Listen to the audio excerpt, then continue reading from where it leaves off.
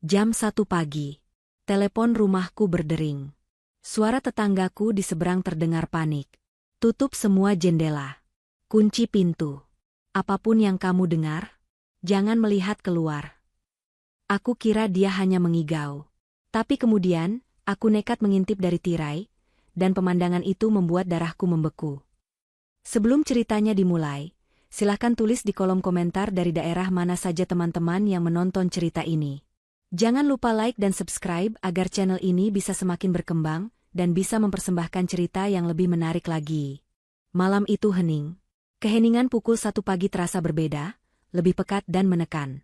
Yasmin terbangun bukan karena suara, tapi justru karena sunyi yang berlebihan. Kompleks perumahan elit tempatnya tinggal biasanya senyap, tapi malam ini terasa seperti vakum. Angin pun seolah berhenti berhembus. Ia melirik ke sisi tempat tidur yang kosong. Danu, suaminya, sedang dinas luar kota. Katanya 3 hari. Ini baru malam kedua. Yasmin meraih ponsel di nakas, mengecek pesan. Tidak ada. Hanya pesan selamat tidur dari Danu jam 9 malam tadi. Tiba-tiba, keheningan itu pecah. Bukan oleh suara ponselnya, tapi oleh dering-nyaring telepon rumah di ruang tengah. Suaranya melengking, kuno, dan memekakan telinga. Jantung Yasmin melonjak ke tenggorokannya. Siapa yang menelepon ke telepon rumah jam 1 pagi? Keluarga besar mereka tahu untuk menghubungi ponselnya. Insting pertamanya mengatakan ada kabar buruk. Dengan kaki gemetar, Yasmin turun dari tempat tidur. Ia menyambar hijab instan yang tergantung di gagang pintu, memakainya asal, lalu berjalan pelan ke ruang tengah. Lampu tidur di kamar adalah satu-satunya penerangan. Dering itu terus berbunyi, tanpa jeda, seolah memaksa untuk diangkat. Halo, suara Yasmin serak. Hening sejenak di seberang. Hanya terdengar suara napas yang berat dan terengah-engah. Halo, ulang Yasmin, lebih keras. Neng Yasmin. Yasmin mengenali suara itu. Itu Pak Dharma, tetangga sebelahnya. Pensiunan tua yang tinggal sendirian. Orangnya ramah tapi aneh. Kadang Yasmin melihatnya berbicara sendiri di taman. Istrinya sudah lama meninggal dan anak-anaknya tinggal di luar negeri. Pak Dharma, ada apa? Bapak baik-baik saja? Tanya Yasmin, rasa takutnya berubah menjadi khawatir. Apa Pak Dharma sakit? Neng Yasmin, dengarkan saya baik-baik. Suara Pak Dharma bergetar hebat. Itu bukan suara orang sakit. Itu suara orang yang sangat ketakutan. Tolong. Tutup semua jendela. Kunci semua pintu. Kunci rapat-rapat. Kening Yasmin berkerut. Pak Dharma, ini jam 1 pagi. Tentu saja semua sudah. Tidak. Potong Pak Dharma, nyaris berteriak. Lakukan sekarang. Cek lagi. Dan, Neng. Napasnya kembali tercekat. Apapun yang Neng dengar, apapun yang Neng lihat jangan. Jangan sekali-kali melihat keluar. Mengerti? Jangan buka tirai. Jangan melihat keluar jendela. Pak, Bapak membuat saya takut. Ada apa sebenarnya? Ada perampok. Lebih buruk. Jauh lebih buruk. Turuti saya, Neng. Saya mohon. Demi keselamatan Neng Yasmin. Jangan melihat keluar. Klik. Telepon ditutup. Yasmin berdiri mematung di ruang tengah yang gelap. Gagang telepon masih di tangannya. Apa maksudnya itu? Pak Dharma pasti mengigau. Mungkin beliau lupa minum obat. Yasmin mencoba menenangkan detak jantungnya. Ia memang wanita berhijab yang logis dan tidak mudah percaya tahayul. Mengigau. Itu penjelasan paling masuk akal. Ia meletakkan gagang telepon. Tapi, kakinya melangkah juga. Ia memeriksa pintu depan. Terkunci. Pintu belakang. Terkunci. Jendela ruang tamu. Gordennya tertutup rapat. Ia merasa konyol, tapi peringatan panik Pak Dharma telanjur merusak ketenangannya. Yasmin kembali ke kamar tidur. Ia mencoba menepis perasaan aneh itu. Ia akan menelepon Danu besok pagi, menceritakan keisengan tetangga mereka. Ia berbaring, mencoba memejamkan mata. Lalu ia mendengarnya. Suara itu pelan sekali, datang dari luar jendela kamarnya. Jendela kamarnya menghadap ke taman samping rumah, yang berbatasan langsung dengan taman Pak Dharma. Sre. Hening. Duk. Jantung Yasmin berhenti berdetak. Sre. Itu suara garukan. Bukan garukan kuku binatang di kayu. Ini suara logam menggaruk tanah. Seperti sekop. Duk. Suara benturan pelan, seperti sekop membentur kerikil. Peringatan Pak Dharma kembali terngiang di kepalanya. Jangan melihat keluar jendela. Yasmin duduk tegak di tempat tidur. Tangannya berkeringat dingin. Suara itu ritmis. Seseorang sedang menggali. Di halaman Pak Dharma. Jam 1 lebih pagi. Apakah Pak Dharma yang menggali? Tapi kenapa dia menelepon Yasmin dengan panik? Logikanya berperang dengan rasa takutnya. Jika Pak Dharma dalam bahaya, ia harus menelepon polisi. Tapi jika ia menelepon polisi dan ternyata Pak Dharma hanya sedang berkebun di tengah malam, ia akan terlihat bodoh. Suara itu terdengar lagi. Shrek duk, shrek. Rasa ingin tahunya mengalahkan segalanya. Ia harus tahu. Ia beringsut pelan dari tempat tidur. Lantai kayu di bawah kakinya terasa dingin. Ia merayap ke jendela. Tirai kamarnya tebal, tidak tembus cahaya. Ia berdiri di sampingnya, menahan napas. Suara galian itu terdengar jelas sekarang. Tepat di balik dinding. Dengan tangan gemetar, Yasmin memegang tepi tirai. Ia hanya akan mengintip sedikit. Hanya untuk memastikan. Ia menarik tirai itu. Hanya 1 sentimeter. Celah sempit itu cukup. Halamannya dan halaman Pak Dharma diterangi satu lampu taman yang menyala otomatis. Awalnya ia tidak melihat apa-apa. Lalu matanya menangkap gerakan di petak bunga mawar milik Pak Dharma. Ada 2 orang. Satu orang membelakanginya, memegang sekop. Sosok itu besar, seorang pria. Orang kedua berdiri di sampingnya, memegang senter. Itu seorang wanita. Yasmin langsung mengenalinya. Itu Ibu Sekar. Tetangga kaya raya dari seberang jalan. Wanita angkuh yang tidak pernah mau bertegur sapa. Apa yang dia lakukan di halaman Pak Dharma? Lalu pria yang membelakanginya itu berhenti menggali.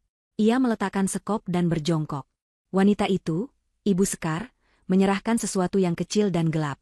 Sebuah koper. Koper kecil jenis hard case. Pria itu mengambilnya dan meletakkannya dengan hati-hati ke dalam lubang yang baru saja digalinya. Lalu pria itu berdiri. Ia berbalik untuk mengambil skop lagi, dan cahaya dari lampu taman menyinari wajahnya dengan jelas. Darah Yasmin serasa membeku. Waktu berhenti. Napasnya tercekat di paru-paru. Jantungnya seperti diremas. Itu Danu. Suaminya. Danu, yang seharusnya berada 300 km jauhnya di luar kota. Danu, yang baru saja mengiriminya pesan selamat tidur. Danu, suaminya yang lembut dan jujur, kini berdiri di halaman tetangganya pada jam 1 pagi, berkeringat, dengan tatapan tegang, mengubur koper misterius bersama Ibu Sekar. Yasmin melepaskan tirai. Ia terhuyung mundur, tangannya membekap mulutnya sendiri agar tidak berteriak. Ia tersandung dan jatuh terduduk di lantai. Tubuhnya gemetar hebat. Peringatan Pak Dharma bukan igauan. Peringatan itu nyata. Dan bahayanya bukanlah sesuatu yang asing. Bahayanya adalah suaminya sendiri. Yasmin tidak tidur. Sisa malam itu dihabiskannya dengan duduk di lantai, bersandar di dinding, memeluk lututnya. Pikirannya berputar liar. Setiap skenario yang muncul lebih buruk dari sebelumnya. Danu berselingkuh dengan Ibu Sekar? Itu mungkin. Tapi mengapa mereka mengubur koper? Di halaman Pak Dharma? Apa isinya? Narkoba? Uang haram? Atau sesuatu yang lebih mengerikan? Ketakutannya begitu besar, hingga ia tidak berani bergerak. Ia hanya duduk dalam gelap, mendengarkan. Ia mendengar suara galian itu berhenti. Lalu suara langkah kaki yang menjauh. Keheningan kembali datang, tapi kali ini terasa 1000 kali lebih menakutkan. Pukul 5:30 pagi, suara azan subuh berkumandang. Cahaya fajar yang pucat mulai merembes masuk. Yasmin merasa seperti baru saja selamat dari mimpi buruk yang panjang. Ia memaksa dirinya berdiri. Kakinya kram. Ia harus terlihat normal. Ia harus pura-pura tidak tahu apa-apa sampai ia mengerti apa yang sedang terjadi. Ia berwudu, sholat, berdoa dengan air mata yang tidak bisa ditahannya. Ia memohon petunjuk. Pukul 6 pagi lewat sedikit, ia mendengar suara yang paling ditakutinya. Suara kunci dimasukkan ke pintu depan. Klik. Pintu terbuka. Assalamualaikum. Sayang, aku pulang. Suara Danu yang ceria dan penuh semangat menggema di ruang tamu. Yasmin mengeringkan sisa air matanya dengan cepat. Ia merapikan hijabnya, menarik napas dalam-dalam, dan keluar dari kamar. Danu berdiri di ruang tamu, tersenyum lebar. Ia melempar tas kerjanya ke sofa. Wajahnya tampak lelah, tapi matanya berbinar. Kejutan, katanya. Yasmin memaksakan seulas senyum. Waalaikumsalam. Mas, katanya 3 hari, kok sudah pulang? Danu berjalan cepat memeluknya. Pelukan itu terasa dingin. Proyeknya selesai super cepat. Sayang. Bos terkesan banget. Rapatnya dimajukan semalam, selesai tengah malam. Aku langsung tancap gas nyetir pulang. Kangen banget sama kamu. Sengaja nggak ngabarin, mau kasih kejutan. Setiap kata adalah kebohongan. Yasmin bisa merasakannya. Rapat selesai tengah malam. Ya, rapat di halaman Pak Dharma dengan sekop. Mas, kamu nyetir semalaman? Ya ampun. Pasti capek banget, kata Yasmin. Suaranya ia buat terdengar khawatir. Capek tapi senang. Buatkan aku kopi, ya? Yang paling kental. Setelah itu aku mau mandi, badanku lengket semua.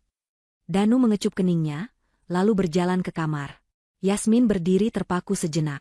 Ia harus tetap tenang. Ia butuh bukti. Ia berjalan ke dapur untuk membuat kopi. Saat ia melewati pintu depan, matanya tertuju pada sepatu kerja Danu. Sepatu pantofel mahal yang diletakkannya begitu saja di rak. Hati-hati, Yasmin berjongkok. Ia melihatnya. Di celah-celah sol karetnya. Gumpalan tanah. Bukan tanah hitam dan basah sisa hujan kemarin. Tapi tanah merah yang kering dan rapuh. Tanah yang sama persis dengan jenis tanah di petak bunga mawar Pak Dharma. Tangannya gemetar saat mengambil sepatu itu. Ia membawanya ke dapur, seolah-olah hendak merapikannya. Dia tidak membersihkannya dengan benar. Dia terlalu terburu-buru. Yasmin meletakkan secangkir kopi panas di meja makan, tepat saat Danu keluar dari kamar hanya dengan handuk melilit pinggangnya. Wah, makasih, sayang. Mas, sepatumu kotor banget. Kena apa? Tanya Yasmin, mencoba senormal mungkin. Danu berhenti sejenak. Matanya melirik rak sepatu. Oh, itu. Tadi pas di rest area pom bensin, aku nggak sengaja injak tamanannya. Becek banget. Nanti aku bersihkan. Dia tersenyum, tapi senyumnya tidak sampai ke mata.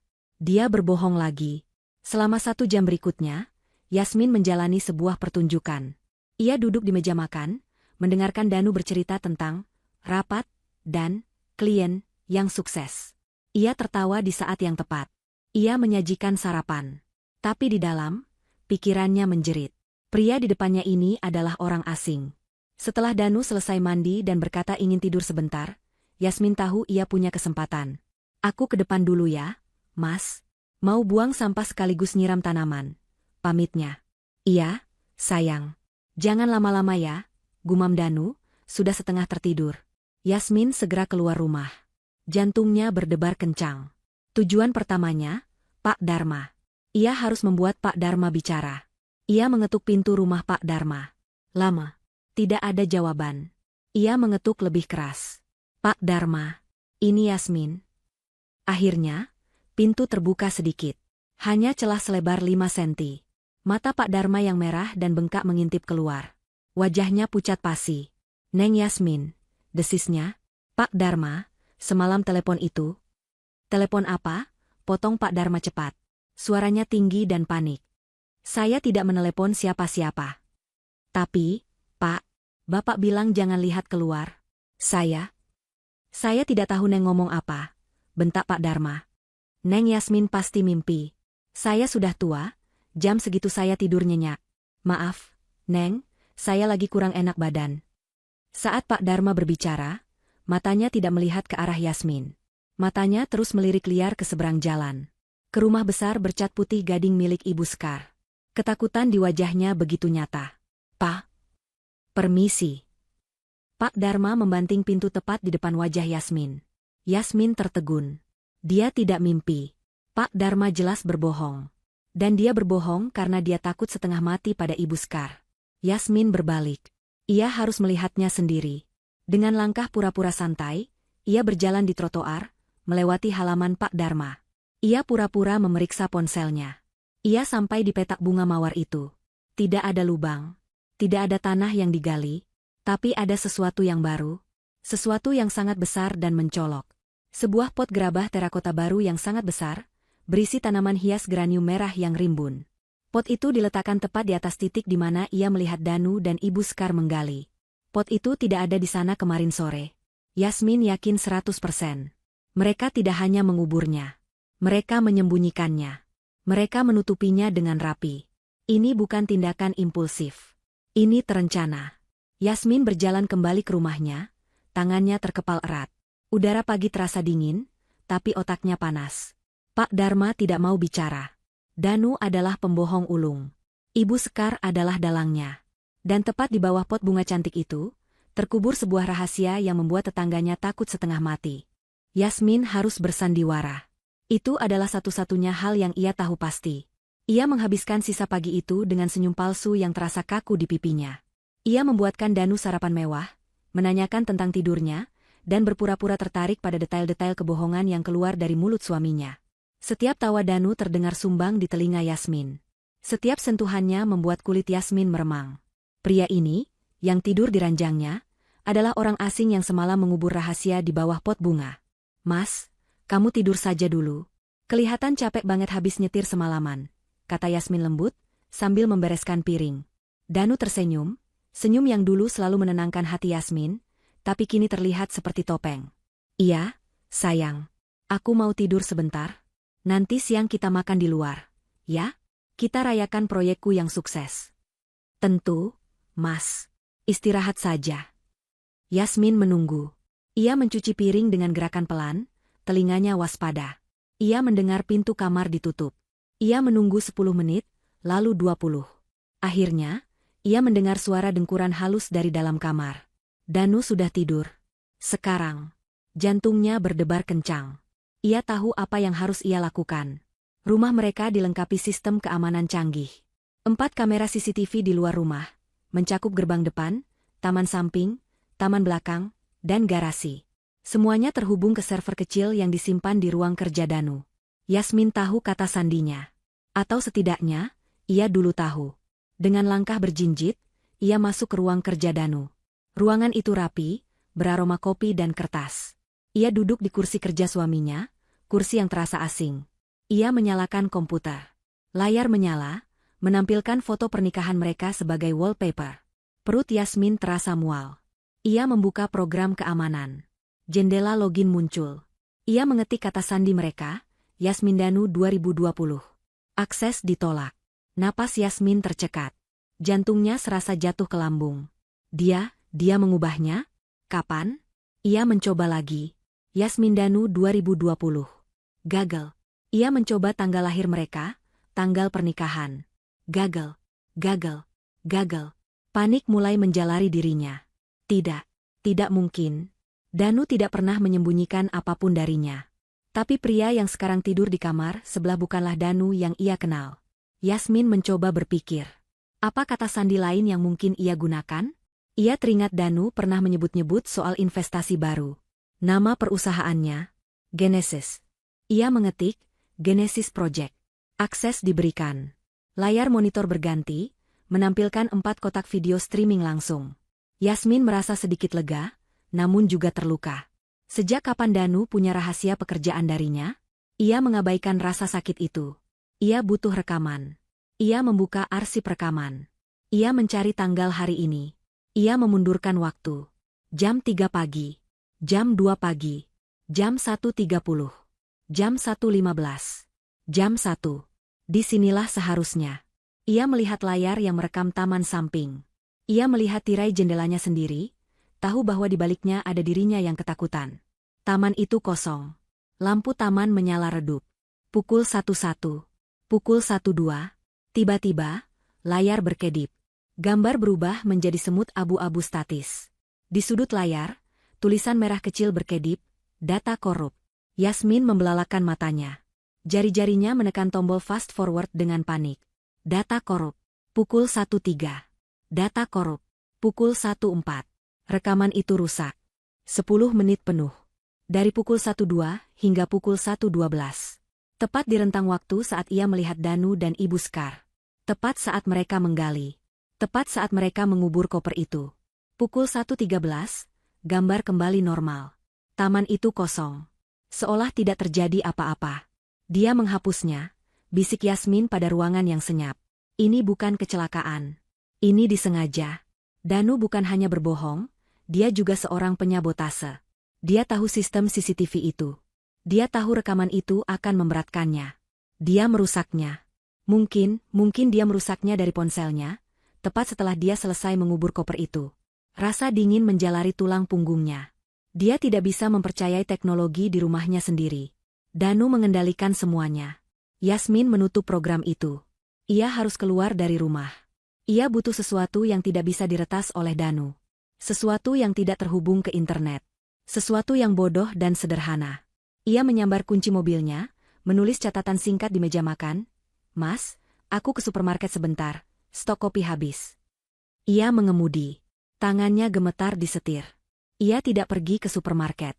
Ia pergi ke sebuah ruko elektronik di pinggir kota.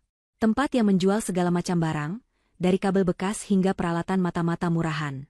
"Saya butuh alat perekam suara," kata Yasmin pada penjaga toko yang mengantuk.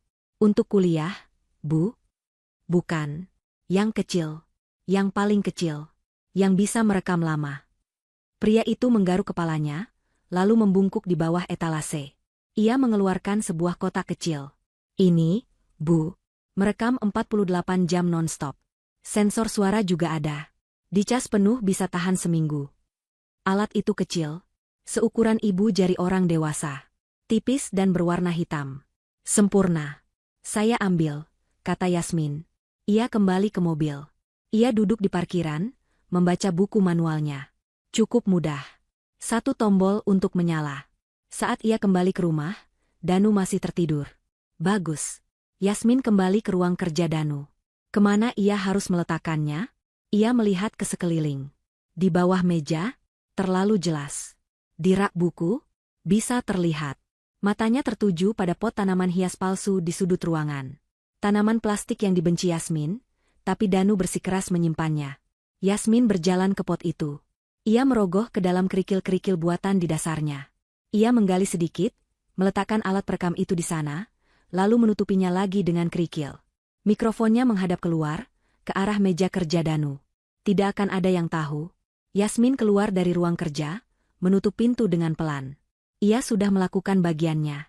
Ia sudah memasang umpan. Ia merasa kotor. Ia baru saja menjebak suaminya sendiri di rumahnya sendiri. Tapi ia tidak punya pilihan lain. Sekarang, ia hanya perlu menunggu. Menunggu Danu berbicara. Menunggu rahasia itu keluar dari mulutnya sendiri. Menunggu ular itu masuk ke dalam perangkap. Menunggu adalah siksaan. Selama 2 hari berikutnya, Yasmin hidup dalam ketegangan yang konstan. Ia harus terus memainkan perannya sebagai istri yang penuh kasih. Ia memasak untuk Danu, menemaninya menonton televisi, dan tersenyum ketika Danu merangkulnya.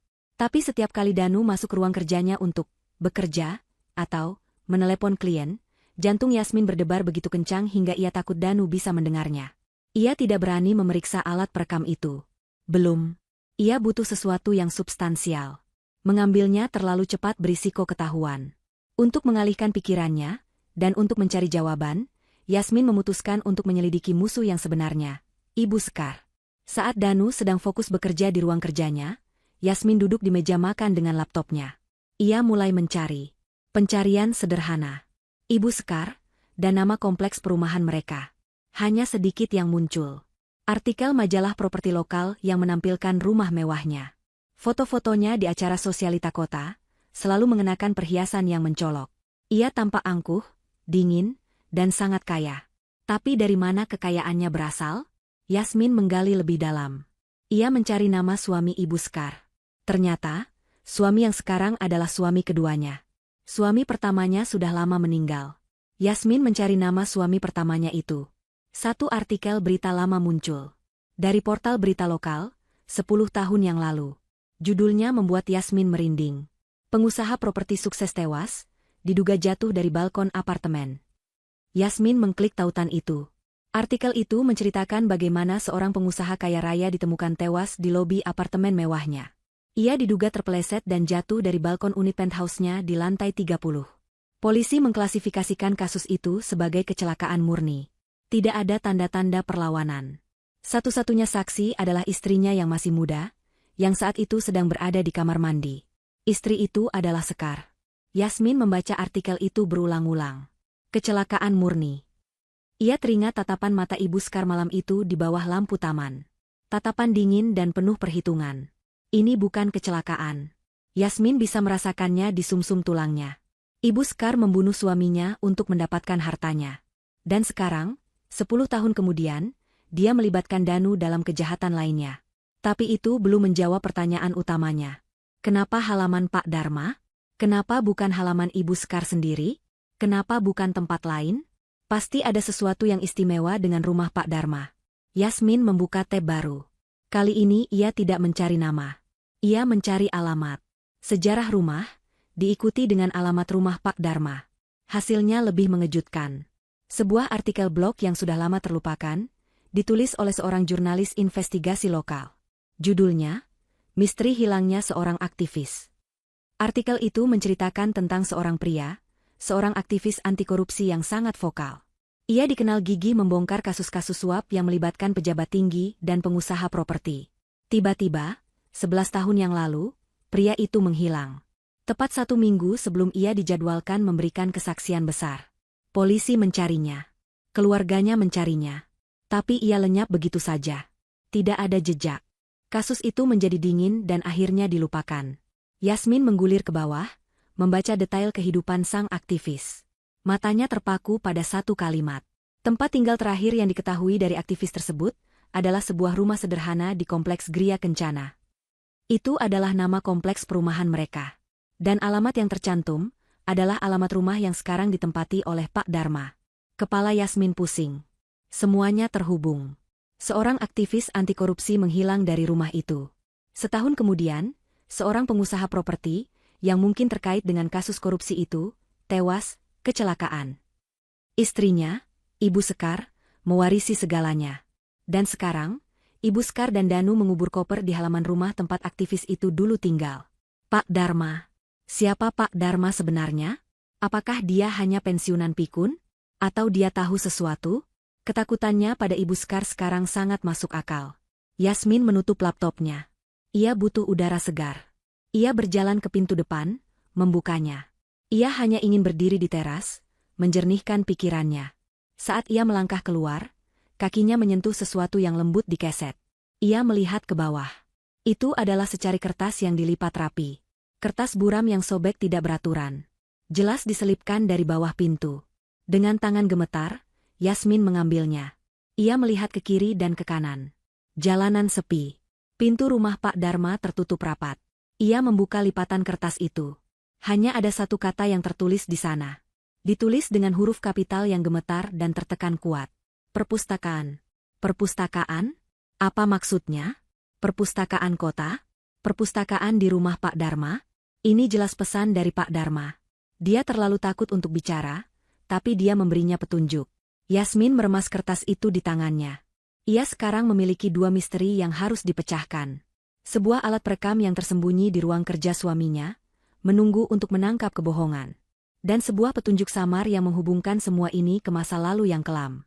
Hening di ruang kerja Danu terasa menyesakkan. Yasmin duduk di kursi suaminya, kursi kulit mahal yang kini terasa seperti singgasana kebohongan. Di tangannya, tergenggam alat perekam suara seukuran ibu jari. Benda kecil itu terasa berat, seolah menyimpan semua beban pengkhianatan di dunia.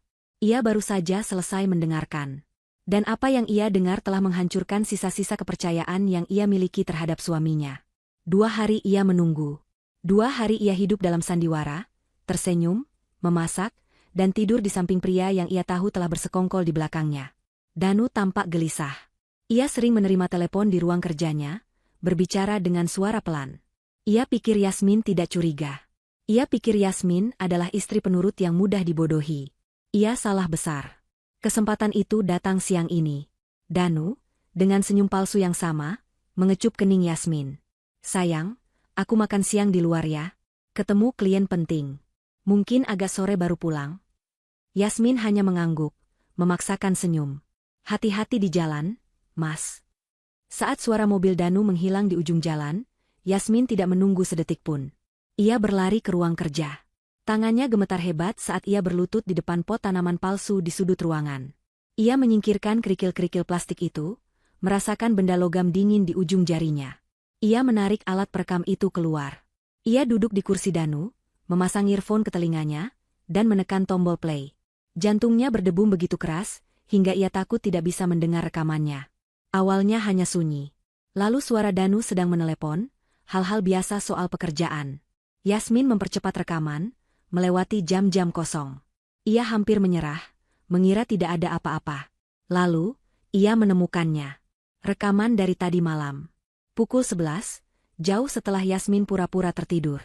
Ia mendengar suara pintu ruang kerja dibuka. Lalu suara langkah kaki. 2 orang.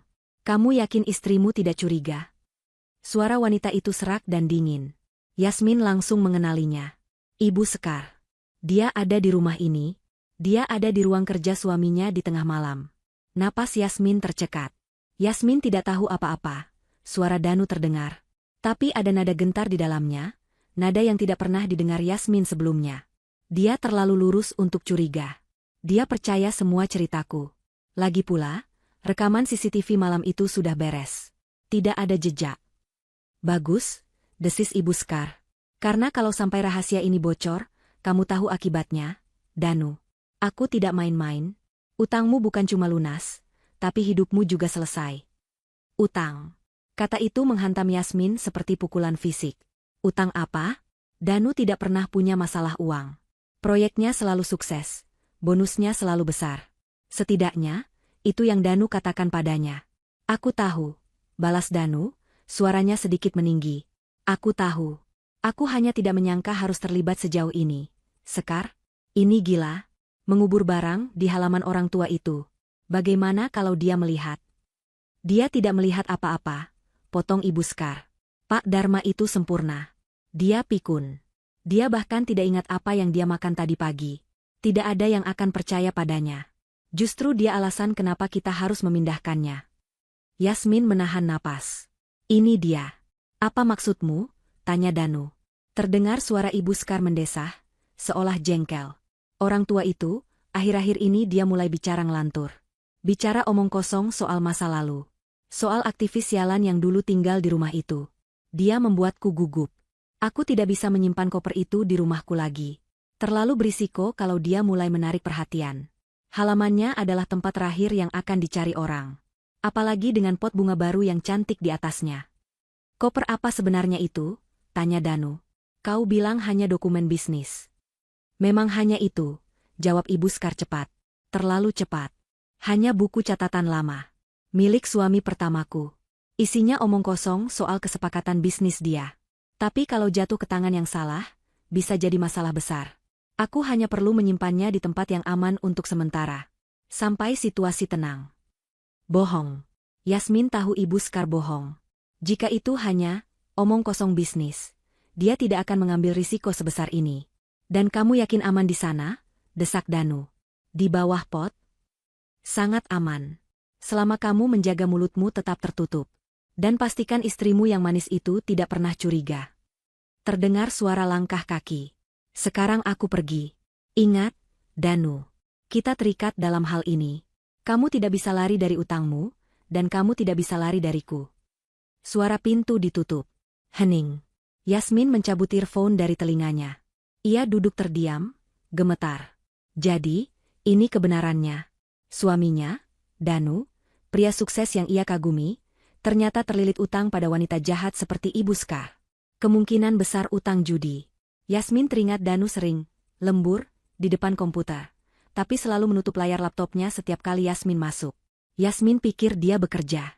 Ternyata dia berjudi. Dan Ibu Sekar memanfaatkannya. Dia menggunakan Danu sebagai pionnya, sebagai tukang galinya. Dan koper itu, buku catatan suami pertamanya. Suami yang tewas, kecelakaan, 10 tahun lalu. Dan itu dikubur di halaman rumah tempat seorang aktivis anti korupsi menghilang. Semuanya terhubung. Pak Dharma. Panggilan jam 1 pagi itu. Itu bukan igauan. Itu adalah peringatan yang disengaja. Ibu Sekar benar, Pak Dharma mulai mengingat. Dia tidak pikun. Dia ketakutan. Yasmin memegang alat perekam itu erat-erat. Ia punya buktinya. Bukti pemerasan. Bukti persekongkolan untuk menyembunyikan sesuatu. Ia melihat ke secari kertas kusut yang ia simpan di laci meja. Perpustakaan. Petunjuk dari Pak Dharma. Sekarang Yasmin mengerti. Ini bukan lagi hanya soal suaminya yang berbohong. Ini jauh lebih besar. Ini soal pembunuhan. Dan Yasmin, entah bagaimana, telah terseret ke tengah-tengahnya. Kemarahan adalah bahan bakar yang kuat. Itu mengusir rasa takut Yasmin, menggantinya dengan tekad yang dingin dan tajam. Dia bukan lagi korban yang gemetar di balik tirai. Dia adalah seorang pemburu. Dia menyalin rekaman suara itu ke laptopnya, mengamankannya di dalam folder tersembunyi yang dilindungi kata sandi, lalu mengembalikannya ke laptop suaminya. Tidak. Itu terlalu berisiko. Danu bisa menemukannya. Yasmin menyalinnya ke sebuah flash drive kecil yang ia sembunyikan di dalam kotak perhiasannya. Ia lalu menghapus rekaman di alat perekam suara itu, dan dengan hati-hati meletakkannya kembali di bawah kerikil pot tanaman palsu di ruang kerja Danu. Jika Danu menemukannya, dia hanya akan menemukan alat perekam kosong. Sekarang, fokusnya beralih ke petunjuk Pak Dharma. Perpustakaan. Apa maksudnya? Rumah Pak Dharma memang penuh buku, tapi Yasmin ragu Pak Dharma ingin dia menyelinap masuk ke sana. Itu terlalu berbahaya. Perpustakaan kota? Terlalu luas, terlalu umum. Pak Dharma pasti tahu Yasmin butuh petunjuk yang lebih spesifik. Yasmin kembali ke laptopnya. Kali ini, ia tidak mencari Ibu Sekar atau Danu. Ia mencari aktivis yang hilang itu. Ia mencari namanya, dan menambahkan kata, perpustakaan. Hasilnya langsung muncul. Sebuah artikel lama dari arsip koran lokal. Judulnya, Peneliti Amatir Membongkar Mafia Tanah Melalui Arsip Perpustakaan Daerah. Jantung Yasmin berdebar. Ia membaca artikel itu dengan rakus. Artikel itu memuji sang aktivis, pria yang dulu tinggal di rumah Pak Dharma, atas kegigihannya. Dia bukan hanya demonstran di jalan. Dia adalah peneliti yang teliti. Dia menghabiskan ribuan jam di ruang arsip perpustakaan daerah, menyisir catatan sipil, akta tanah, dan izin mendirikan bangunan yang sudah berdebu. Dari sanalah dia menemukan pola korupsi yang melibatkan pengusaha properti besar. Suami pertama Ibu Sekar. Itu dia. Pak Dharma tidak menyuruhnya membaca buku. Dia menyuruhnya pergi ke arsip. Pak Dharma pasti tahu bahwa bukti kejahatan itu, bukti aslinya, tersimpan di sana, tersembunyi di depan mata publik. Koper yang dikubur di halaman itu mungkin hanya salinan, atau umpan, atau mungkin bukti tambahan. Tapi inti kejahatannya ada di perpustakaan daerah. Yasmin bisa saja pergi ke sana. Tapi apa yang harus ia cari? Ia tidak tahu harus mulai dari mana. Itu akan memakan waktu berminggu-minggu. Tidak. Ada cara yang lebih cepat. Ia harus mendapatkan koper itu. Ia harus membuat Ibu Sekar panik. Ia harus membuat Ibu Sekar memindahkan bukti itu lagi. Rencana itu terbentuk dengan cepat. Yasmin tahu ini berisiko. Tapi dia harus melakukannya. Sore itu, Yasmin keluar dengan alasan, mencari udara segar. Ia pergi ke konter ponsel di mal kecil. Ia membeli ponsel sekali pakai termurah dan sebuah kartu SIM baru. Ia membayarnya dengan uang tunai. Malam itu, rumah terasa seperti medan perang yang sunyi. Danu bertingkah normal, tapi Yasmin bisa melihat ketegangan di rahangnya. Dia jelas masih gelisah. Yasmin menunggu. Pukul 10 malam. Ia masuk ke kamar, tapi bukan kamar utamanya. Mas, kepalaku pusing banget. Migrain. Aku tidur di kamar tamu ya, butuh gelap total. Nggak mau ganggu kamu kalau nanti kerja. Danu tampak lega. Oh, iya, sayang. Semoga cepat sembuh. Perlu ibu buatkan teh? Tidak usah, Mas. Aku hanya perlu tidur. Ia mengunci pintu kamar tamu. Ia duduk di kegelapan, memegang ponsel baru di tangannya. Ia sudah mendapatkan nomor Ibu Sekar dari daftar kontak darurat kompleks yang dibagikan pengurus RT. Dengan jari gemetar, ia mengetik pesan. Saya tahu apa yang kamu kubur. Pot bunga itu tidak bisa menyembunyikannya selamanya. Orang tua pikun itu tidak pikun. Dia bicara. Ia menekan tombol kirim. Sekarang, ia menunggu. Jantungnya terasa seperti akan meledak dari dadanya. Apakah umpannya terlalu kentara? Apakah Ibu Sekar akan mengabaikannya? Jam di dinding berdetak. 10.30. 11. Tengah malam. Tidak ada. Hening. Hanya suara jangkrik di luar. Yasmin mulai putus asa. Mungkin Ibu Sekar tidak terpancing. Mungkin dia lebih pintar dari yang Yasmin kira. Lalu, tepat pukul 1 pagi. Waktu keramat itu. Yasmin mendengar suara. Sangat pelan. Bukan dari taman samping. Tapi dari garasi rumahnya sendiri. Suara pintu garasi dibuka secara manual, perlahan, agar tidak berisiko. Dia merayap ke jendela kamar tamu, mengintip dari balik gorden. Jendela ini menghadap ke jalan di depan rumah. Dia melihatnya. Pintu garasi terbuka sedikit. Sosok Danu menyelinap keluar. Di tangannya, ia membawa sesuatu yang panjang dan berat. Lenges. Hati Yasmin mencelos. Danu. Dia akan melakukannya lagi. Danu berlari kecil menyeberang jalan yang sepi, menghilang di kegelapan halaman Pak Dharma. Yasmin tidak bisa melihat apa yang terjadi di sana dari kamar tamu. Sial, dia harus pindah. Dia membuka kunci pintu kamar tamu sepelan mungkin. Lorong gelap. Ia bisa mendengar suara Danu yang sudah tidur mendengkur dari kamar utama. Tuh, bukan. Itu suara TV. Danu tidak tidur. Dia pura-pura di kamar utama sambil menonton TV agar Yasmin mengira dia di sana. Yasmin bergegas. Ia menyelinap masuk ke kamarnya sendiri, kamar utama yang jendelanya menghadap langsung ke taman Pak Dharma. Ia mengintip dari celah tirai. Lampu taman Pak Dharma menyala. Di bawah cahayanya, Ibu Sekar sudah berdiri di samping pot bunga besar itu. Wajahnya tegang, penuh amarah. Danu berdiri di sampingnya, linggis di tangan, siap mencongkel. Cepat, desis Ibu Sekar. Aku tidak suka ini. Pesan itu, seseorang tahu. Tenang, Sekar. Kita ambil kopernya, kita bawa ke tempatku. Tidak akan ada yang tahu, kata Danu, suaranya gemetar. Umpannya berhasil. Mereka panik.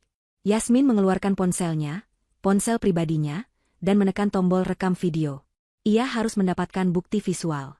Ia memperbesar gambar, fokus pada wajah mereka. Tepat saat Danu hendak mengayunkan linggis untuk memecahkan pot gerabah itu, sebuah suara menghentikan mereka. Apa yang kalian lakukan di halaman saya? Suara itu berat dan penuh wibawa. Sama sekali bukan suara orang pikun. Yasara Yasmin tersentak. Sebuah bayangan melangkah keluar dari pintu samping rumah Pak Dharma. Itu Pak Dharma. Dia hanya mengenakan kaos oblong putih dan sarung. Dia berdiri tegak, tangannya terkepal di sisinya. Dia tidak terlihat pikun. Dia terlihat marah. Sangat marah. Situasi berubah dalam sekejap. Dari persembunyian rahasia menjadi konfrontasi terbuka. Ibu Sekar memekik kaget. Danu membeku, linggis terangkat di udara. Dan Yasmin, di seberang jalan, terus merekam. Apa yang kalian lakukan di halaman saya? Suara Pak Dharma memecah keheningan malam seperti palu godam memecah kaca. Suara itu dalam, tenang, dan sama sekali tidak gemetar.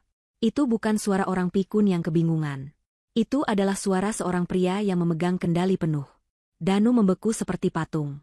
Linggis yang ia pegang tergantung tak berdaya di tangannya. Matanya membelalak ngeri, menatap Pak Dharma seolah melihat hantu. Ibu Sekar, sebaliknya, pulih dengan cepat. Adrenalinnya melonjak. Wajahnya yang pucat karena pesan anonim itu kini memerah karena amarah. Pak Dharma, desisnya, mencoba terdengar meremehkan. Bapak belum tidur? Mengagetkan saja. Kami lihat pot ini retak. Kasihan. Kami mau merapikannya. Pak Dharma tersenyum tipis. Senyum itu tidak mencapai matanya. Merapikan pot? Jam 1 pagi? Dengan linggis? Ia melangkah maju dari bayang-bayang pintu, masuk ke bawah cahaya lampu taman. Yasmin, yang masih merekam dari jendelanya, menahan napas. Pak Dharma berdiri tegak. Kerutan di wajahnya kini terlihat bukan sebagai tanda kelemahan, tapi sebagai peta dari kehidupan yang keras. Sandiwara Anda sudah selesai, Sekar. Dan sandiwara pikun saya juga. Nama itu, Sekar. Bukan, Ibu Sekar. Panggilan itu begitu lugas, begitu akrab, seolah mereka adalah musuh lama. Anda tahu, bisik Danu. Keringat dingin membanjiri pelipisnya. Dia ingin lari. Yasmin bisa melihat kepanikan di setiap otot tubuh suaminya. Tahu apa, Danu?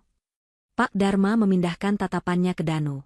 Tatapannya penuh belas kasihan, namun tajam. Tahu bahwa istrimu yang jujur itu sedang kau hianati? Tahu bahwa kau terlilit utang judi pada wanita ini? Tahu bahwa kau rela menjadi anjing penggali untuknya. Danu terhuyung mundur seolah ditampar. Saya tidak. Diam, bodoh, bentak Ibu Sekar. Dia sekarang sadar. Ini bukan kebetulan. Pria tua ini menjebak mereka. Pesan anonim itu pasti datang darinya. Kamu pikir kamu siapa? Orang tua? Kamu hanya pensiunan tidak berguna yang bicara sendiri. Saya adalah orang yang sabar, jawab Pak Dharma. Suaranya tetap tenang. Nama saya Dharma. Saya bukan pensiunan biasa. Saya adalah rekan kerja Suryo. Ibu Sekar tersentak. Wajahnya memutih. Suryo? Aktivis yang dulu tinggal di rumah ini, kata Pak Dharma. Aktivis yang menghilang 11 tahun lalu.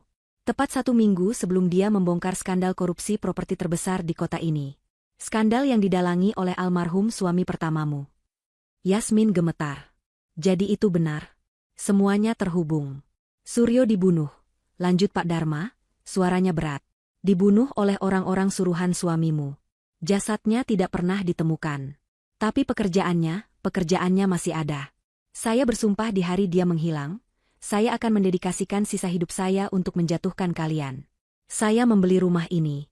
Saya berpura-pura pikun. Saya menunggu. Saya melihatmu, Sekar. Saya melihatmu menjadi kaya raya dari darah sahabat saya. Dan saya tahu suatu hari nanti, kau akan berbuat ceroboh. Omong kosong, jerit Ibu Sekar. Tidak ada bukti. Oh, ya. Pak Dharma menunjuk pot gerabah besar di antara mereka. Lalu kenapa kau begitu panik ingin memindahkan koper itu? Koper yang berisi apa? Sekar? Bukti bahwa kau tidak hanya tahu suamimu seorang pembunuh. Tapi juga bukti bahwa kau meracuninya di apartemen itu untuk mengambil alih segalanya. Keheningan yang mengikuti pengakuan itu begitu pekat. Danu menjatuhkan linggisnya. Benda itu jatuh ke rumput dengan suara pelan. Ya Tuhan, Sekar, apa yang sudah aku lakukan? Rintihnya, menatap tangannya yang kotor. Ibu Sekar melihat ke Danu, lalu ke Pak Dharma. Wajahnya berubah dari panik menjadi topeng kebencian yang murni. Dia terkepung. Seorang pria yang tahu segalanya. Seorang pria lemah yang akan hancur dan mengaku. Dan seorang saksi anonim yang mengiriminya pesan. Dia sudah kalah. Kecuali, jika tidak ada saksi, kamu seharusnya tetap berpura-pura pikun. Orang tua, geram Ibu Sekar. Dalam satu gerakan cepat yang mengejutkan, Ibu Sekar meraih linggis yang dijatuhkan Danu. Dia tidak ragu. Dia mengangkat senjata logam itu tinggi-tinggi dan menerjang ke arah Pak Dharma. Mati kau. Pak Dharma, jerit Yasmin dari balik jendela. Ia lupa kalau sedang bersembunyi. Pak Dharma sigap. Dia mungkin tua, tapi dia tidak rapuh. Dia menghindar ke samping. Tapi Ibu Sekar membabi buta. Dia mengayunkan linggis itu lagi. Sekar, jangan, teriak Danu.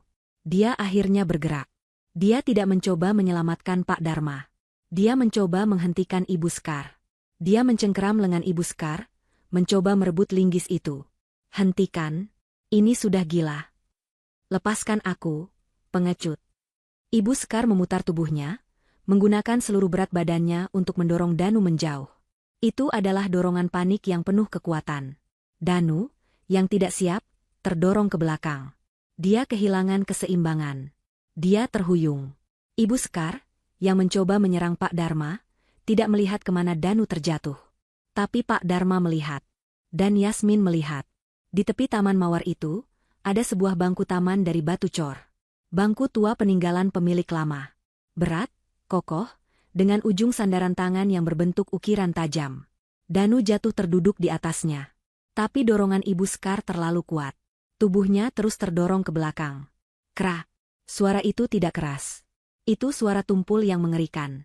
Kepala bagian belakang Danu menghantam ujung tajam sandaran tangan bangku batu itu. Semua gerakan berhenti. Danu tidak bersuara. Matanya terbuka lebar, menatap kosong ke langit malam. Tubuhnya lemas. Ibu Sekar membeku, linggis masih di tangannya. Dia menatap Danu, lalu ke Pak Dharma. Dia tidak mengerti apa yang baru saja terjadi. Pak Dharma melangkah melewati Ibu Sekar yang membatu. Dia berlutut di samping Danu. Dia memeriksa leher Danu. Lalu dia menggeleng pelan. Dia. Bisik Ibu Sekar. Kamu membunuhnya, kata Pak Dharma pelan. Ibu Sekar menjatuhkan linggis itu. Suara denting logam di atas batu terdengar memekakkan telinga. Sementara Ibu Sekar berdiri syok, Pak Dharma tidak membuang waktu. Dia mengambil linggis itu. Dia berjalan ke pot gerabah besar itu. Dengan satu ayunan kuat, dia menghancurkan sisi pot itu. Tanah dan pecahan tembikar tumpah ke rumput. Dia berlutut, mengais tanah dengan tangannya. Dia menarik keluar sebuah koper hardcase kecil berwarna hitam, persis seperti yang dilihat Yasmin. Pak Dharma membuka klip penguncinya. Dia membukanya. Yasmin, dengan tangan gemetar hebat, memperbesar rekaman videonya. Di dalamnya ada sebuah buku catatan kecil bersampul kulit hitam. Di sampingnya, sebuah hard drive eksternal. Dan beberapa keping flash drive USB. Kotak Pandora itu telah terbuka. Pak Dharma mengambil buku catatan itu. Dia mendongak.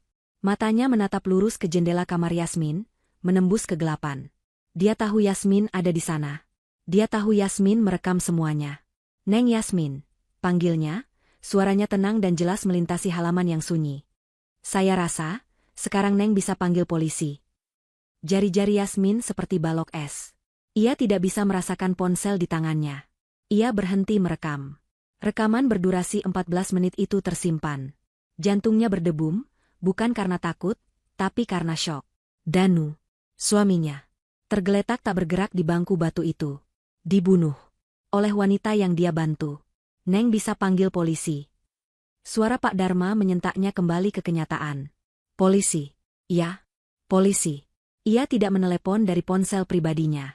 Ia membuang ponsel itu ke tempat tidur. Ia mengambil ponsel sekali pakai yang ia gunakan untuk mengirim pesan. Ia tidak mau nomornya terlacak untuk saat ini. Ia menekan 110. "Polisi," jawab suara operator di seberang. "Saya mau lapor." Suara Yasmin bergetar hebat, tapi ia memaksanya untuk stabil. Ada pembunuhan. Di Kompleks Gria Kencana.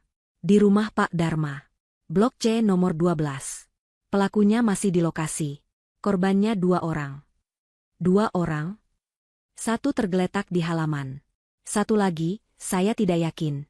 Tolong kirim ambulans. Cepat. "Baik, Bu. Siapa nama Anda?" Yasmin menutup telepon. Dia tidak mau terlibat belum. Dia berlari ke laptopnya. Dia mencabut flash drive kecil dari kotak perhiasannya. Flash drive yang berisi rekaman suara Danu dan Ibu Skar 2 hari lalu. Rekaman pemerasan. Dia harus memberikan bukti ini. Tapi bagaimana? Ia melihat keluar jendela. Pak Dharma masih berdiri di samping koper itu, seperti seorang penjaga. Ibu Skar telah mundur. Dia duduk di rumput, memeluk lututnya, berguncang hebat. Dia tidak lari. Dia tahu tidak ada gunanya. Sirene. Awalnya pelan, lalu semakin keras. Dari kejauhan, di jalan utama, cahaya biru dan merah berkedip-kedip, membelah malam. Dalam 5 menit, jalanan yang sunyi itu berubah menjadi lautan cahaya. 2 mobil polisi dan 1 ambulans berhenti mendadak di depan rumah Pak Dharma. Yasmin melihat semuanya dari jendela kamarnya. Polisi berseragam melompat keluar. "Berhenti. Jangan bergerak." Pak Dharma mengangkat tangannya. "Saya yang menelepon. Pelakunya di sana." Dia menunjuk Ibu Skar. "Dan korbannya di sana." Dia menunjuk Danu. Para medis bergegas ke arah Danu. Mereka memeriksanya. Beberapa detik kemudian, salah satu dari mereka berdiri dan menggelengkan kepala ke arah polisi. Terlambat. Ibu Skar tidak melawan saat polisi memborgolnya. Dia hanya menatap kosong. "Dia mendorong saya," bisiknya. "Saya tidak sengaja, dia mendorong saya." "Anda punya hak untuk diam." Polisi mulai membacakan hak-haknya. Saat itulah Danu bergerak. Yasmin menjerit. Dia tidak mati. Para medis yang memeriksanya juga terkejut. Dia masih hidup. Pingsan. Denyut nadinya sangat lemah. Danu terbatuk. Matanya terbuka. Dia bingung. Dia melihat borgol di tangan Ibu Skar. Dia melihat polisi. Dia melihat Pak Dharma. Dan dia melihat ambulans. Dia sadar. Hidupnya sudah berakhir. Saya. Danu mencoba duduk. Saat itulah dia melihat Yasmin. Yasmin lupa dia berdiri di depan jendela. Cahaya sirene yang berputar-putar menerangi wajahnya yang pucat dan hijabnya yang miring. Mata Danu terkunci pada mata Yasmin. Di mata istrinya, dia tidak melihat cinta atau kekhawatiran. Dia hanya melihat kengerian. Dan penghakiman. "Yasmin," teriaknya. Itu adalah teriakan putus asa. Polisi dan para medis mencoba menenangkannya, memintanya berbaring.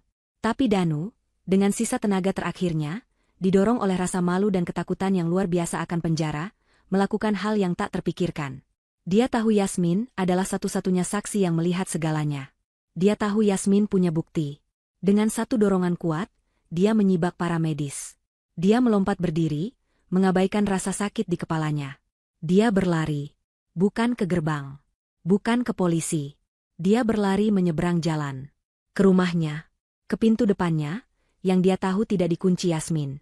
"Yasmin," teriaknya lagi. Yasmin terkesiap. Dia berbalik dari jendela.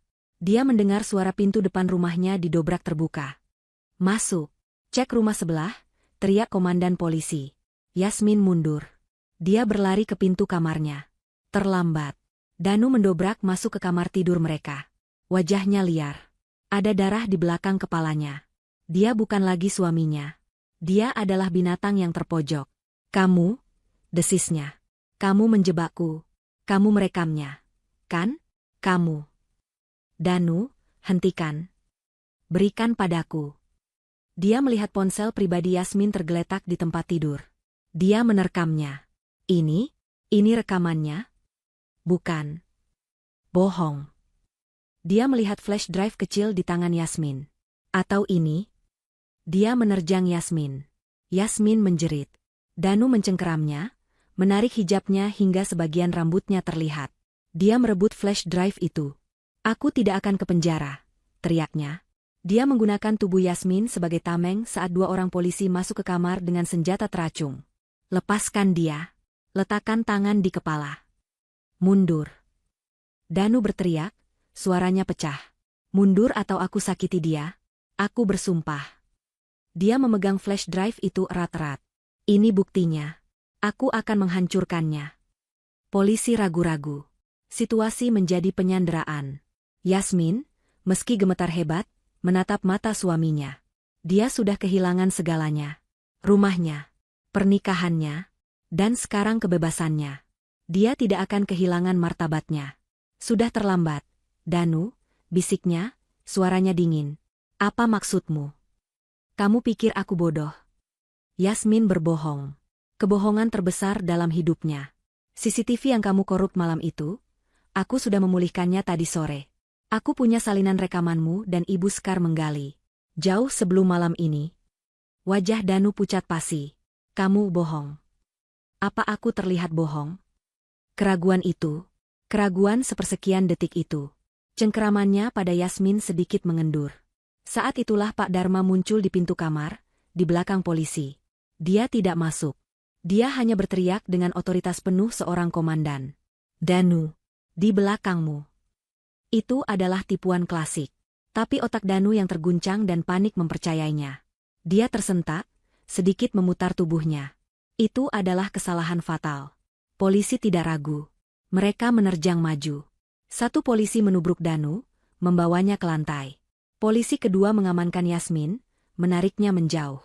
Flash drive itu terlempar, tapi Yasmin berhasil menangkapnya sebelum jatuh. Danu meraung seperti binatang buas, tapi sudah terlambat. Dia dilumpuhkan. Borgol terpasang di pergelangan tangannya. Kamu tidak bisa. Rintihnya ke lantai, air mata mengalir di wajahnya. Yasmin, maafkan aku.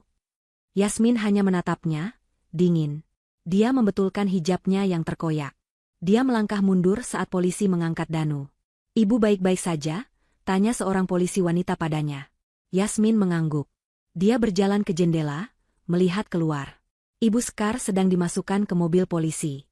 Danu diseret keluar dari rumahnya. Pak Dharma sedang menyerahkan koper hitam dan buku catatan itu kepada komandan polisi. Malam penuh sirene itu berakhir. Tapi Yasmin tahu, perangnya baru saja dimulai. Dia menatap flash drive di tangannya. Satu-satunya bukti pemerasan yang ia miliki. Dan dia baru saja berbohong tentang bukti lain. Ruang interogasi itu dingin dan berbau kopi basi. Sudah pukul 4 pagi. Yasmin duduk membisu, tangannya memeluk cangkir teh hangat yang diberikan seorang polisi wanita, tapi ia sama sekali tidak merasakan kehangatannya.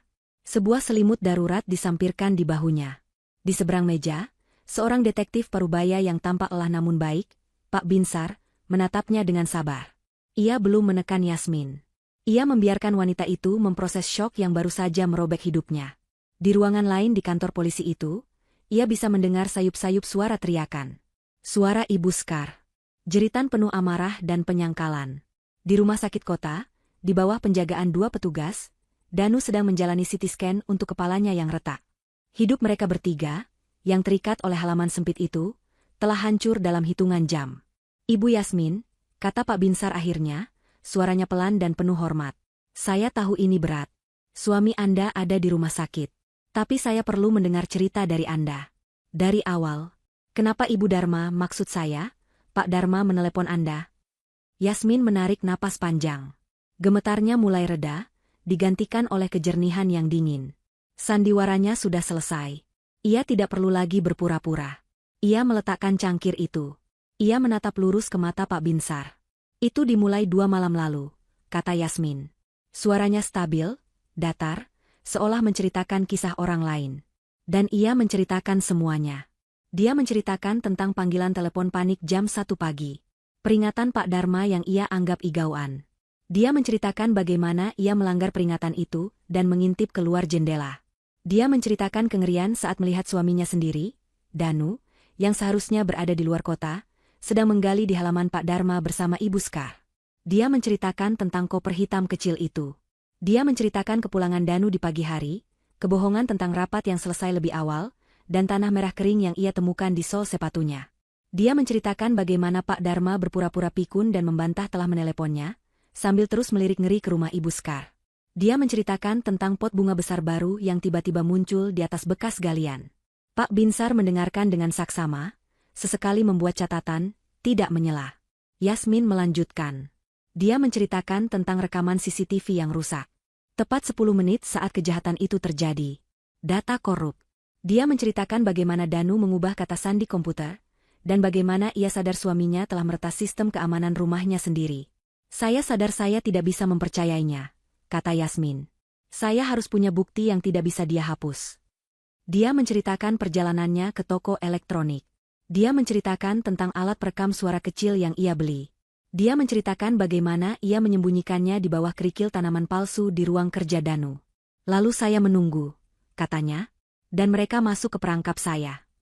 Dia menceritakan isi rekaman suara itu. Percakapan tengah malam antara Danu dan Ibu Skar di ruang kerjanya. Pengakuan Danu tentang utang judi. Ancaman dan pemerasan Ibu Skar. Alasan mereka memindahkan koper itu, karena Pak Dharma mulai bicara ngelantur soal aktivis yang hilang. Saat itu, mata Pak Binsar melebar sedikit. Ibu punya rekaman itu? Yasmin mengangguk. Dia merogoh sakunya dan meletakkan flash drive kecil berwarna perak di atas meja. Rekaman pemerasan itu ada di sini. Saya menyalinnya tadi siang. Yasmin lalu menceritakan petunjuk dari Pak Dharma. Secari kertas bertuliskan perpustakaan. Penyelidikannya di internet tentang aktivis bernama Suryo, suami pertama Ibu Skar yang tewas, kecelakaan, dan hubungan semua itu dengan rumah Pak Dharma. Saya tahu saya harus memancing mereka, kata Yasmin. Saya harus membuat Ibu Skar panik. Saya membeli ponsel sekali pakai. Saya mengiriminya pesan anonim. Saya bilang saya tahu soal koper itu dan Pak Dharma tidak pikun. Ya Tuhan, Bu, bisik Pak Binsar. Itu sangat berbahaya. Itu berhasil, balas Yasmin dingin. Jam 1 pagi. Saya pura-pura tidur di kamar tamu. Saya melihat Danu menyelinap keluar garasi membawa linggis. Lalu saya pindah ke kamar utama. Dan saya mulai merekam. Mata Pak Binsar kini tertuju pada ponsel pribadi Yasmin yang tergeletak di meja sebagai barang bukti. Anda merekam semuanya? Semuanya, tegas Yasmin. Saya merekam Pak Dharma yang ternyata tidak pikun. Saya merekam konfrontasinya. Saya merekam pengakuan Ibu Skar bahwa dia meracuni suami pertamanya dan tahu soal pembunuhan Suryo. Saya merekamnya menyerang Pak Dharma dengan linggis. Saya merekam Danu mencoba menghentikannya, dan saya merekam saat Ibu Skar mendorongnya hingga kepalanya membentur bangku batu itu. Ruangan itu hening. Pak Binsar tampak terguncang oleh keberanian wanita di depannya. Dan saya merekam suami saya, tambah Yasmin, suaranya sedikit bergetar untuk pertama kalinya. Saya merekamnya menerobos masuk ke kamar saya. Menyerang saya. Menyandera saya. Dan saya akui, Pak, kebohongan saya. Kebohongan apa? Tentang CCTV yang saya pulihkan. Itu tidak benar. Saya hanya mengatakannya untuk mengalihkan perhatiannya. Saya hanya ingin dia melepaskan saya. Pak Binsar mengangguk pelan, senyum tipis tersungging di bibirnya. Itu bukan kebohongan, Bu. Itu namanya taktik bertahan hidup yang brilian. Dia berdiri. Ibu Yasmin, Ibu sudah memberikan kami lebih dari cukup. Video Ibu adalah paku terakhir di peti mati Ibu Skar. Dan rekaman suara Ibu, itu membuktikan motif pemerasan dan persekongkolan Danu. Ibu tidak perlu khawatir. Pak Binsar kemudian menceritakan apa yang mereka dapatkan dari Pak Dharma. Semuanya persis seperti yang disimpulkan Yasmin. Pak Dharma adalah mantan rekan kerja Suryo, seorang intelijen yang menyamar. Dia mendedikasikan dekade terakhir hidupnya untuk memburu pembunuh temannya. Dia sengaja berpura-pura pikun agar Ibu Skar lengah. Panggilan telepon malam itu adalah bagian dari rencananya. Dia tahu Ibu Sekar gugup. Dia ingin menggunakan Yasmin sebagai saksi sipil untuk menekan Ibu Sekar. Dia tidak pernah menyangka Yasmin akan mengambil alih investigasi itu sendirian. Dan koper itu, kotak Pandora itu adalah harta karun. Buku catatan itu berisi tulisan tangan Ibu Sekar sendiri, menceritakan dengan rinci bagaimana ia meracuni suami pertamanya selama berbulan-bulan, karena ia takut suaminya, yang telah membunuh Suryo, pada akhirnya akan membunuhnya juga untuk menutup mulut. Hard drive itu berisi semua penelitian Suryo, ditambah sebuah rekaman audio rahasia. Rekaman suami pertama Ibu Sekar, sedang mabuk, membual kepada seseorang di telepon tentang bagaimana ia mengurus aktivis pengganggu itu secara permanen. Karma telah datang. Untuk Danu, itu datang dalam bentuk kebodohan. Kelemahannya terhadap judi telah menghancurkan hidupnya. Dia terbaring di ranjang rumah sakit, di bawah penjagaan, menghadapi hukuman belasan tahun penjara karena persekongkolan, penyembunyian barang bukti, dan penyerangan terhadap istrinya sendiri. Dia kehilangan segalanya karena tidak bisa mengendalikan nafsunya. Untuk Ibu Sekar, karma lebih kejam. Di ruang interogasi lain, ketika Pak Binsar menunjukkan buku catatan berisi tulisan tangannya sendiri, dan memutar rekaman suara almarhum suaminya yang membual tentang pembunuhan Suryo, dunia Ibu Sekar runtuh. Topeng angkuhnya hancur berkeping-keping. Dia menjerit, mengutuk, menyalahkan Danu, menyalahkan Pak Dharma, menyalahkan Yasmin. Dia menyalahkan semua orang kecuali dirinya sendiri. Tapi sudah terlambat. Penjara seumur hidup menantinya. Saat fajar pertama menyingsing, mewarnai langit Jakarta dengan warna oranye pucat, Yasmin diizinkan pergi. Pak Binsar mengantarnya ke lobi. Kami akan menghubungi ibu lagi untuk kesaksian di pengadilan. Yasmin hanya mengangguk. Dia melangkah keluar dari pintu kantor polisi. Udara pagi terasa dingin dan segar. Dia melihat ke seberang jalan. Di sana ada rumahnya. Rumah impiannya. Yang kini disegel dengan garis polisi kuning. Itu bukan lagi rumahnya. Itu hanya sebuah gedung berisi kenangan buruk. Dia tidak menangis. Dia merasa kosong. Tapi juga ringan. Beban rahasia itu telah terangkat. Dia berjalan ke tepi jalan. Dia tidak melihat ke belakang. Dia mengangkat tangannya, memanggil taksi pertama yang lewat. Dia harus pergi. Kemana saja. Asal bukan kembali ke kehidupan lamanya. 6 bulan berlalu. Kehidupan tidak berhenti, ia hanya mencari jalan baru. Yasmin kini tinggal di sebuah apartemen studio kecil di sisi lain kota. Apartemen itu tidak mewah, tapi jendelanya besar, menghadap ke timur, membiarkan cahaya matahari pagi masuk tanpa halangan. Dindingnya ia cat putih bersih. Hanya ada sedikit perabotan, kasur, meja kerja kecil, rak buku, dan beberapa tanaman hias. Tanaman asli, bukan plastik. Dia telah menjual semua perhiasan dan tas bermerek peninggalan Danu. Uangnya ia gunakan untuk menyewa tempat ini dan memulai hidup baru. Dia menemukan pekerjaan di sebuah biro arsitek kecil yang fokus pada desain ramah lingkungan. Pekerjaan yang ia sukai, pekerjaan yang memberinya tujuan. Hijabnya kini lebih sederhana, wajahnya lebih sering tersenyum. Senyum yang tulus. Pagi itu, saat sedang menikmati sarapan sambil membaca berita di tabletnya, nama itu muncul lagi. Kasus Koper Taman mencapai vonis akhir. Pengadilan itu menjadi berita utama selama berminggu-minggu. Sensasional. Penuh drama pengkhianatan, pembunuhan, dan keserakahan. Yasmin membaca vonisnya. Ibu Sekar terbukti bersalah atas pembunuhan berencana terhadap suami pertamanya, konspirasi pembunuhan aktivis Suryo, dan percobaan pembunuhan terhadap Pak Dharma. Video rekaman 14 menit dari ponsel Yasmin diputar di pengadilan, menyegel nasibnya. Hakim tidak menunjukkan belas kasihan. Hukuman mati. Foto di tablet menunjukkan Ibu Sekar, kini kurus kering dan beruban, menjerit histeris saat digiring keluar ruang sidang. Kekayaannya yang berlimpah, yang dibangun di atas darah, disita seluruhnya oleh negara. Lalu, berita tentang Danu. Pengadilannya lebih cepat. Dia mengaku bersalah atas semua tuduhan. Persekongkolan, penyembunyian barang bukti, penyerangan, dan kekerasan dalam rumah tangga. Cedera kepalanya pulih, tapi jiwanya hancur. Kesaksiannya yang penuh penyesalan terhadap Ibu Sekar sedikit meringankan hukumannya, tapi tidak banyak. 15 tahun penjara. Yasmin telah mengunjunginya di penjara. Hanya sekali. Sebulan yang lalu. Itu bukan untuk Danu, tapi untuk dirinya sendiri. Dia duduk di seberang kaca, melihat pria yang dulu ia cintai kini mengenakan seragam tahanan. Danu menangis sepanjang pertemuan. Dia memohon maaf, memohon Yasmin untuk menunggunya. Yasmin hanya menatapnya dengan tenang. Aku sudah memaafkanmu, Mas, katanya, dan dia bersungguh-sungguh. Bukan supaya kamu bisa tidur nyenyak, tapi supaya aku bisa. Kamu menghancurkan pernikahanku, tapi aku tidak akan membiarkanmu menghancurkan sisa hidupku. Dia berdiri, dan pergi. Surat cerai mereka telah diketuk palu minggu lalu. Dia menggulir berita itu ke bawah. Ada satu artikel kecil tentang Pak Dharma. Pahlawan yang tidak mau diekspos. Sebuah senyum lembut tersungging di bibir Yasmin. Dia telah bertemu Pak Dharma 2 minggu lalu. Mereka minum kopi di sebuah kedai sederhana. Pria tua itu tampak 10 tahun lebih muda. Beban berpura-pura pikun selama 1 dekade telah terangkat dari pundaknya. Dia tidak lagi gemetar. Dia berdiri tegak. Dia menceritakan pada Yasmin rencananya. Dengan sebagian uang negara yang diberikan sebagai penghargaan atas terungkapnya kasus Dingin Suryo, dia telah membeli kembali rumah itu dari bank. Rumah yang menjadi saksi bisu kejahatan. Saya tidak akan tinggal di sana lagi, Neng, katanya sambil tersenyum. Saya akan mengubahnya menjadi perpustakaan umum. Perpustakaan peringatan Suryo.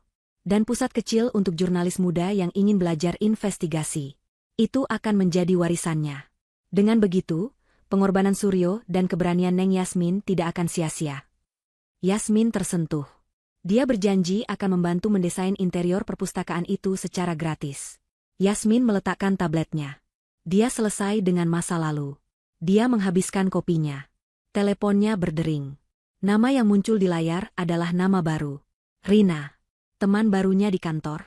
Halo, Assalamualaikum. Rin, sapa Yasmin, suaranya ceria.